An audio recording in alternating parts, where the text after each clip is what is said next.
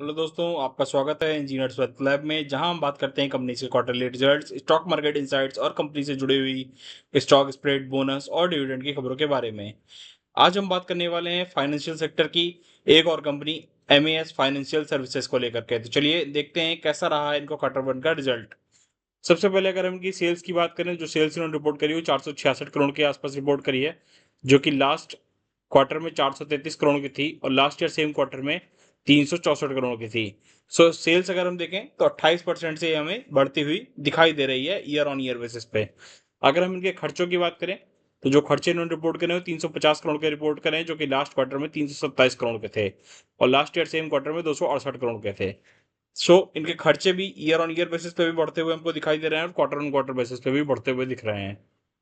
अगर हम इनके नेट प्रॉफिट की बात करें तो नेट प्रॉफिट इन्होंने 86 करोड़ का रिपोर्ट किया है, जो कि लास्ट क्वार्टर में 83 करोड़ का था और लास्ट ईयर सेम क्वार्टर में 72 करोड़ का था। सो इनके जो नेट प्रॉफिट है वो क्वार्टर ऑन क्वार्टर बेसिस पे भी बढ़े हैं 3 करोड़ और ईयर ऑन ईयर बेसिस पे भी लगभग हमें 13-14 करोड़ से बढ़ते हुए दिख रहे हैं, जो कि लगभग 18-19% के आसपास की ग्रोथ दिख रही है। अगर हम इनके ईपीएस की बात करें, जो ईपीएस इन्होंने रिपोर्ट करा है वो 4 रुपए 82 पैसे का रिपोर्ट करा है, जो कि लास्ट ईयर सेम क्वार्टर में 4 रुपए 32 पैसे का था। सो ईपीएस भी लगभग हमें 18-19% से बढ़ता हुआ दिखाई दे रहा है ईयर ऑन ईयर बेसिस पे। अगर हम इनके डेट टू इक्विटी रेशियो की बात करें तो डेट टू इक्विटी रेशियो जो इन्होंने रिपोर्ट करा है वो 3.36% के आसपास का रिपोर्ट किया है, जो कि डेट एक फाइनेंशियल सर्विसेज की कंपनियों में इतना होना एक आम बात सी होती है।